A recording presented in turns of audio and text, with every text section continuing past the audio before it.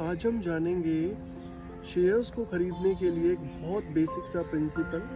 अगर आपको सब्जी खरीदना आता है तो आपको शेयर्स खरीदना भी आता है। कैसे समझते हैं इस वीडियो के थ्रू।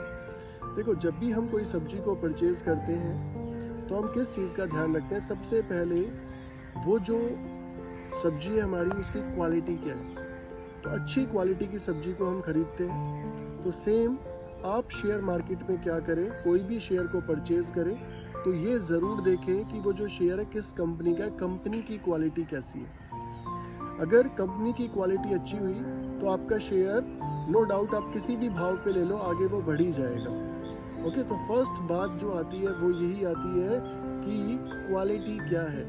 तो सेम जो हम सब्जी खरीदते हैं तो जिस क्वालिटी का ध्यान रखते हैं, सेम आपको शेयर मार्केट में शेयर्स को खरीदते वक्त क्वालिटी का ध्यान रखना है। सेकंड बात आती है, देखो जैसे हम क्या करते हैं, जैसे गर्मियों का सीजन आ गया, ओके, तो हम क्या करते हैं, आम को जैसे खाते हैं। आम हमारा उस टाइम पर बहुत आता है, ओके। तो गर्मियों के सीजन में जैसे आम जो होता है वो काफ़ी क्वांटिटी में आता है, उस टाइम पर आम जो है वो परफॉर्म कर रहा होता है। सेम शेयर मार्केट में भी क्या होता है, साइकिल्स चलती है, ओके। साइकिल्स चलती है तो किसी टाइम पर कोई सेक्टर परफॉर्म कर रहा होता है, जैसे फॉर एग्जांपल किसी टाइम पर बैंकिंग सेक्टर बहुत अच्छा परफॉर्म कर रहा होता है, किसी टाइम पर आईटी सेक्टर, किसी टाइम पर एफएमसीजी।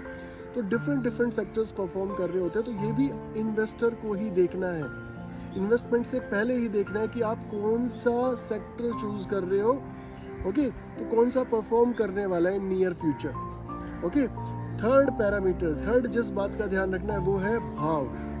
अब जैसे फॉर एग्जांपल एक सब्जी बेचने वाला आपको सब्जी ऑफर कर रहा है, एग्जांपल आलू आपको ऑफर कर रहा है वो 100 रुपए के 1 किलो, और आपको पता है कि मार्केट में जो है वो 20 रुपए का 1 किलो आता है आलू। तो क्या आप उस आलू को परचेज करोगे? Answer is no.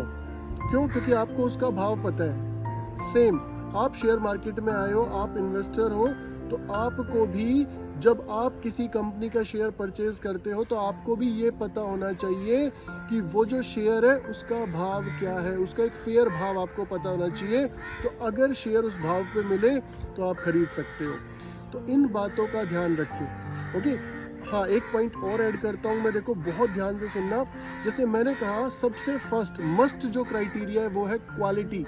आलू की अगर क्वालिटी खराब हुई तो आप समझ सकते हो कि आपने बहुत एक गलत इन्वेस्टमेंट कर ली आलू में। सेम अगर आपने किसी खराब कंपनी का शेयर ले लिया तो वो आपके लिए खराब आलू की तरह ही है, वो आपको कुछ भी रिटर्न में नहीं देने वाला।